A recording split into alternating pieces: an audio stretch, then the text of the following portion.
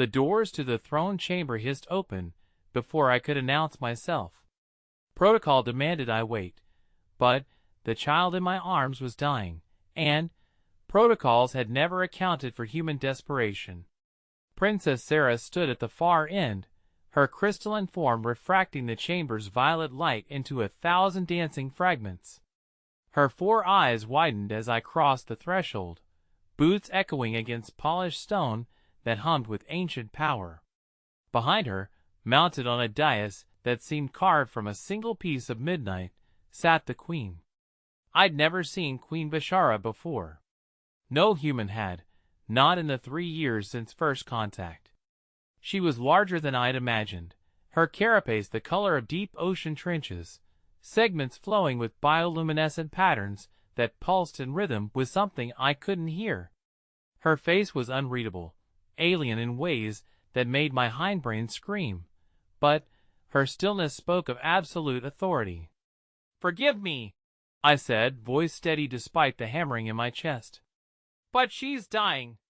The child, Mira, 7 years old, human, coughed blood onto my uniform. Her parents had brought her to the trade station seeking help, but every door had closed.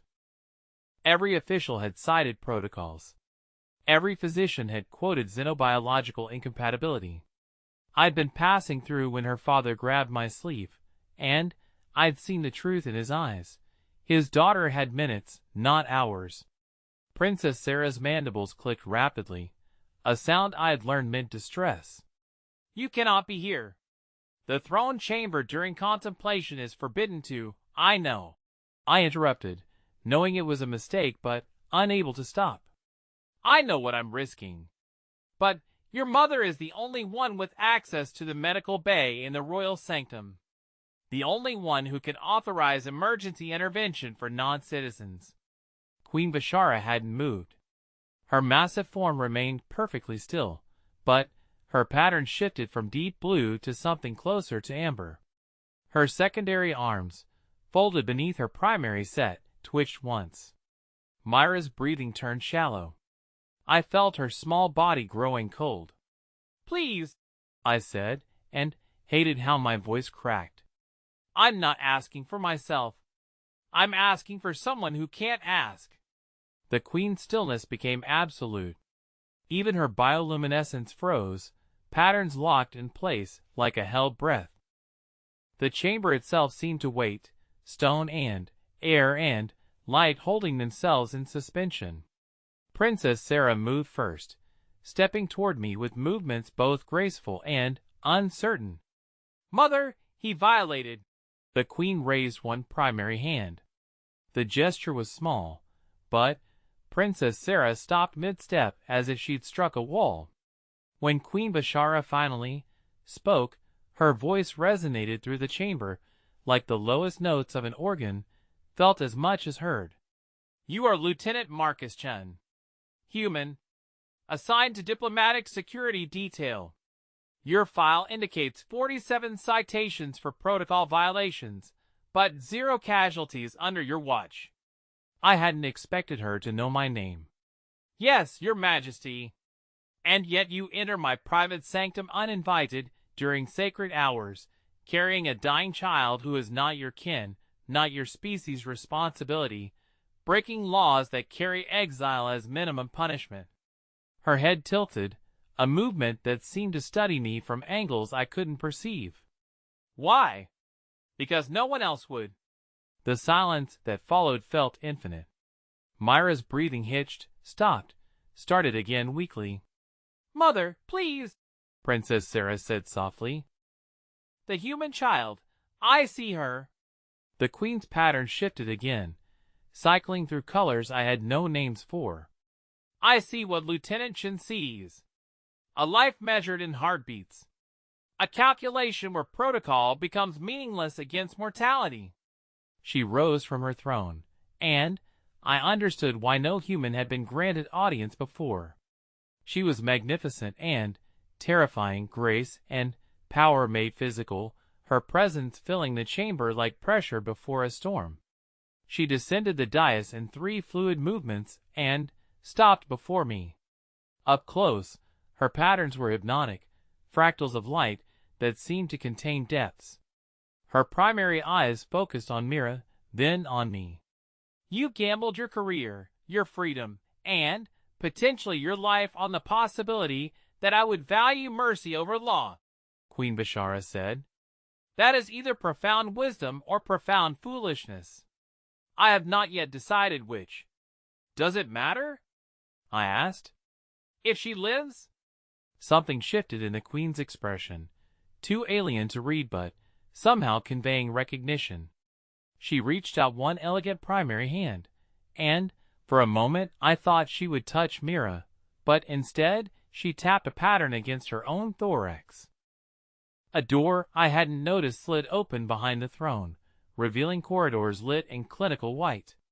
Sarah, the Queen commanded, take them to the sanctum. Authorization code Bashara Prime Mercy. Full intervention protocols. Princess Sarah moved instantly, approaching us with renewed purpose. This way, quickly. But the Queen's voice stopped me before I could follow. Lieutenant Chen, when the child is stable, you and I will speak about the nature of protocols and why some must exist even when they cause suffering. Do you understand? I met her alien gaze and saw something I hadn't expected, not anger, but curiosity. Yes, Your Majesty. Good. Because you have created a precedent that will complicate everything. Go. I followed Princess Sarah into corridors that smelled of ozone and something floral, my arms aching from Myra's weight but my grip never loosening. Behind us, I felt the Queen's attention like physical weight, watching, measuring, deciding something I couldn't yet comprehend. The medical bay was larger than our entire diplomatic wing, filled with equipment that seemed to grow from the walls themselves. Sarah worked with focused intensity, her 4 hands moving across controls that responded to her touch with musical chimes. Machines descended from the ceiling, scanners, and manipulators that hummed with contained power. Place her here, Sarah instructed, indicating a platform that adjusted its shape as I laid Mira down. The girl's eyes fluttered open briefly, unfocused and afraid, and I took her hand. You're safe, I told her, not knowing if it was true but needing to say it anyway. I've got you. Sarah's hands never stopped moving, calling up displays that showed Myra's biology in 3-dimensional detail, highlighting the cascade failure in her respiratory system with alarming clarity. This is advanced cenotoxic shock. The trade station's atmospheric scrubbers released a compound that's inert to my people but corrosive to human tissue. She would have been dead in minutes. Can you help her? Yes. Sarah's voice carried absolute certainty. But it requires techniques we don't share. Methods that your species hasn't developed. Allowing this means revealing capabilities we've kept classified. Your mother authorized it. My mother does nothing without reason. Sarah glanced at me, her 4 eyes expressing something complex. You must have impressed her significantly. She values protocol above almost everything. Then, why? Because she also values the courage to break protocol when it matters. Sarah returned her attention to the displays, manipulating them with practiced precision. Something she believes most species lack. Most choose comfort over consequence.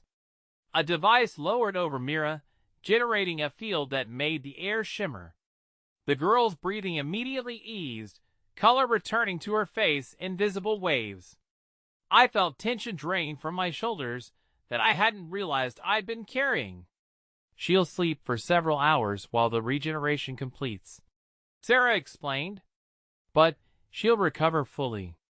No permanent damage. I closed my eyes briefly, allowing myself one moment of relief. Thank you. Don't thank me. Thank my mother for breaking centuries of precedent. Sarah moved to a console, initiating sequences that caused the equipment to retract into dormancy modes. Now comes the complicated part. You violated multiple treaties. The diplomatic corps will demand consequences. Your superiors will want explanations. And my mother will expect answers to questions you probably haven't considered. I understand. I don't think you do. Sarah turned to face me fully, her mandibles clicking in what I'd learned was their equivalent of a concerned frown. My mother is queen because she sees patterns others miss. Connections across time and consequence. She didn't save this child out of kindness, though she is not unkind. She saved her because your choice revealed something she considers significant. Which is? That will be for her to explain. But Lieutenant Chen, be prepared. When my mother takes interest in an individual, it changes their life trajectory. Sometimes for decades. A tone sounded through the chamber, resonant and commanding. Sarah's posture straightened immediately. She summons you. Leave the child. She's monitored and safe. Follow me. We walked through corridors that shifted from clinical white to deeper colors, walls that seemed to breathe with subtle movement. Guards appeared at intersections, their carapaces marked with insignias I couldn't decipher, watching me with multiple eyes that tracked my movement with professional assessment. None spoke, but their presence communicated clearly. I was tolerated, not welcomed. The Queen waited in a smaller chamber, more intimate, but somehow more imposing. She stood before a viewport that showed the station's exterior, ships moving in carefully choreographed patterns against the void. Her patterns had settled into deep purples and silvers, pulsing slowly. Mira will recover, I reported, standing at attention because it felt appropriate despite not knowing proper protocol. I know. Sarah's skills are exceptional. The Queen didn't turn from the viewport. Tell me, Lieutenant, did you expect me to help? I hoped. Hope is not strategy. You risked everything on hope. No, Your Majesty. I risked everything on necessity. Whether you helped or not didn't change the fact that I had to try. Now she turned, and her full attention was overwhelming. Elaborate. In my training, we're taught that sometimes the right choice and the legal choice diverge. That following orders doesn't absolve us from moral responsibility. That child was dying because systems designed to protect people were being used to exclude her. Someone had to break the pattern. Even knowing you might fail? That your career would end regardless? Yes. The Queen moved closer, her massive form somehow graceful despite its size. Your species fascinates me, Lieutenant. You are simultaneously fragile and remarkably stubborn. You live brief lives but act as if your choices echo eternally. You build systems and then glory in destroying them when they become cages. Her pattern shifted to something almost amused. You are chaos pretending to be order. Is that criticism? It is observation. And perhaps admiration? She gestured to the viewport. My people built this station as a bridge between species. We created protocols to prevent conflict, to establish understanding, to make cooperation possible. These systems took generations to design. And yet today, they nearly killed a child because no one had anticipated the specific chemical interaction between our scrubbers and human biology. Systems, no matter how carefully designed, remain imperfect. So you helped because the system failed? I helped because you demonstrated what my daughter called courage to break protocol when it matters. That is rare, Lieutenant. Most beings hide behind rules, using them as shields against responsibility. You did the opposite. You accepted responsibility despite the rules. I wasn't sure how to respond, so I remained silent. The Queen continued, her voice taking on a quality that felt almost reflective. I became queen during a crisis that required me to choose between tradition and survival. I chose survival, but the cost was high. Since then, I have spent decades rebuilding systems, establishing protocols, creating stability. I believe that sufficient structure would prevent future crises. Today, you showed me that structure itself can become the crisis. I didn't mean to. You meant exactly what you did, and you succeeded. Her patterns brightened momentarily. Now we must address consequences. The diplomatic corps is already lodging protests. Your superiors are demanding your arrest. 3 different departments want you exiled for treaty violations. What do you suggest I tell them? The question felt like a test. The truth, that a child was dying and I took the only action available. That protocols exist to serve life, not replace it. And that if they want to punish someone for saving a life, they should examine what their protocols have become. The Queen's mandibles moved in something that might have been a smile. Sarah was correct. You will complicate everything. She moved to a console, activating displays that showed documents I couldn't read. I am issuing a royal decree. It establishes a new protocol, emergency medical intervention by proxy. Any individual, regardless of species or rank, may appeal directly to the throne for medical authorization when lives are immediately threatened and standard channels prove insufficient. It requires the appealing party to accept full responsibility for consequences, but it creates a legal pathway for necessary violations. I stared at her, not quite believing what I was hearing. You're creating a protocol for breaking protocols? I am creating a protocol for choosing life over bureaucracy. They are not the same thing. Her pattern cycled through colors that seemed almost pleased. You will be credited as the catalyst for this decree. Your career will not end. Instead, it will become significantly more complicated. The diplomatic corps will hate you. Your superiors will distrust you. Other species will watch to see if you are an anomaly or example. And if others use this new protocol badly, if they abuse it, then we will deal with those abuses. But I would rather risk abuse than guarantee neglect. The Queen moved back to the viewport, her posture becoming more formal. You are dismissed, Lieutenant. Check on your young charge. Inform her parents their daughter lives. And prepare yourself for the attention you have earned. I turned to leave, but her voice stopped me once more. Lieutenant Chen, you asked me earlier if it mattered whether your choice was wisdom or foolishness, so long as the child lived. The answer is yes. It matters because wisdom can be taught, foolishness merely repeated. I believe you demonstrated wisdom today. Do not make me regret that assessment. I'll do my best, Your Majesty. I know. That is why I'm trusting you with the precedent you've created. I found Mira sleeping peacefully, her parents holding vigil beside her bed, with tears streaming down their faces. They tried to thank me, but I had no words. I'd done what anyone should have done. The fact that it required breaking into the throne chamber said more about our systems than my courage. Princess Sarah appeared beside me, silent as shadow. My mother rarely explains her reasoning so thoroughly. She must think highly of you. She thinks I'm useful. There's a difference.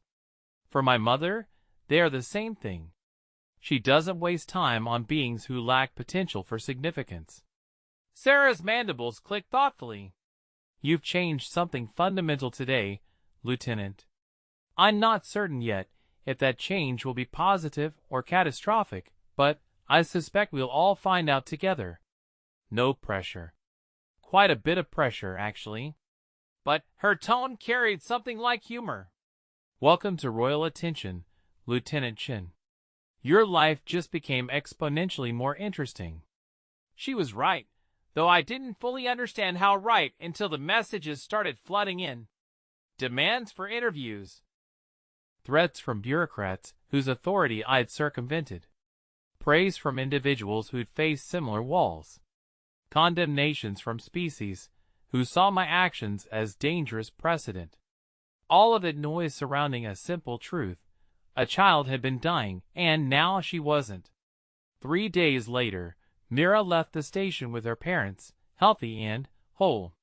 She hugged me before departing, whispering, "Thank you. against my uniform. I watched their transport undock and felt the weight of everything that had cascaded from one desperate choice. Queen Bashara had been right about the attention, about the complications, about the precedent. But standing there watching that transport accelerate toward whatever future Mira would build, I couldn't bring myself to regret any of it. Protocols were important, but they were never supposed to be more important than the lives they were designed to protect. The Queen had understood that, had seen in my violation something worth preserving, had chosen to transform a broken rule into a new possibility. I returned to my duties carrying a royal commendation I hadn't asked for and a reputation that preceded me into every room. Princess Sarah occasionally sought me out, asking questions about human ethics and decision-making processes. Other species representatives began approaching me with dilemmas their own systems couldn't solve. The diplomatic corps continued filing complaints, but the Queen's decree stood firm. Months passed. The emergency medical intervention protocol was invoked 17 times. 16 lives saved. One abused that resulted in immediate consequences for the appealing party. The system worked not because it was perfect, but because it acknowledged imperfection and created space for necessary judgment. Late one station night, I received a summons to the throne chamber. No explanation, just the Queen's seal and a time. I arrived to find her alone, standing before the same viewport, patterns flowing in contemplative rhythms. "The protocol has proven successful," she said without preamble. "Lives saved that would have been lost. Systems challenged that needed challenging. You should be satisfied. Should I? You sound uncertain. I am. 17 interventions in 4 months. How many died before because no one was willing to break the rules? How many will die in the future when someone hesitates?" The Queen's pattern shifted to something darker. "Those questions have no comfortable answers, Lieutenant. We can only control what we choose in the moment we're given. You chose well. Others will now have the chance to choose similarly. Is that enough? It is all any of us can offer. Small corrections against infinite complexity." She turned to face me fully. "I summoned you because I wanted you to understand something. That day you entered my chamber, you were not the first to consider such violation. Others had thought it, planned it, failed to execute. You alone acted, and that action revealed something I had been seeking. Which was proof that the bridge we built between species could bear weight beyond mere courtesy. That genuine understanding might be possible despite our vast differences. You demonstrated that humans, for all your chaos, possess a moral clarity that transcends cultural boundaries. That is valuable beyond measure." Her words settled over me like a weight and a gift simultaneously. "What happens now?" I asked. "Now you continue serving. You face the complications you created. You demonstrate whether your choice was singular courage or representative of something larger in your species." The Queen's mandibles moved in what I'd learned was her version of a smile. "And, perhaps, eventually, you helped me understand why humans so consistently choose compassion over convenience. That choice remains mysterious to me. Maybe that's the point. Some choices shouldn't require explanation. Perhaps." She moved past me toward the chamber exit, then paused. "Lieutenant Chen. That child, Mira? She sent a message today. She wants to study xenomedicine, to prevent others from suffering what she survived. Your choice has rippled across time, creating possibilities you could not have predicted." After she left, I stood in the throne chamber alone, surrounded by alien architecture and crystalline light, thinking about a 7-year-old girl who'd nearly died and now dreamed of becoming a healer. About a queen who'd chosen to transform violation into precedent. About the strange and complicated ways courage and consequence intertwined. The doors hissed shut behind me as I departed, and I realized Queen Bashara had been right about everything. my life had become exponentially more interesting. The precedent I created would echo across years I couldn't predict. And somewhere in the vast complexity of interspecies diplomacy, protocol, and politics, something fundamental had shifted. A child lived. A queen took notice.